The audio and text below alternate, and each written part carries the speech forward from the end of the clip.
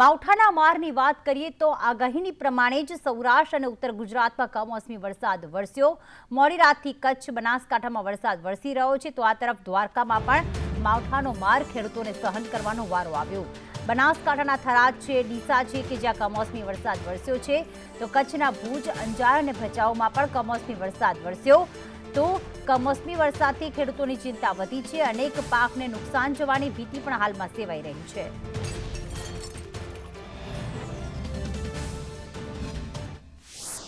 તો કઈ જગ્યાએ કમોસમી વરસાદ વર્યો તેના દ્રશ્યો આપ જોઈ રહ્યા છો। પાટણમાં કમોસમી વરસાદના કારણે ક્યાંક જે પાક છે તેને નુકસાનની ભીતિ સહન કરવાનો વારો આવી શકે છે। કચ્છના ભુજ, ભચાઉમાં પણ વરસાદ વરસ્યો।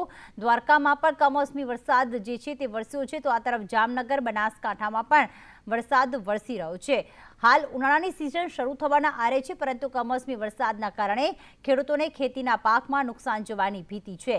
આગાહી હતી, પરંતુ જે જણસી હોય તેને તમે ઢાંકીને ગોડાઉનમાં મૂકી શકો, પરંતુ જે તૈયાર પાક હોય આખરે એનો કોઈ જ રસ્તો નથી, અને જેના કારણે ખેડૂતોને નુકસાન વેઠવાનો આ વર્ષે પણ વારો આવી શકે છે। તો અલગ અલગ 5 એવા દ્રશ્યો કે જ્યાં કમોસમી વરસાદનો માર એટલે કે માવઠાનો માર જોવા મળ્યો।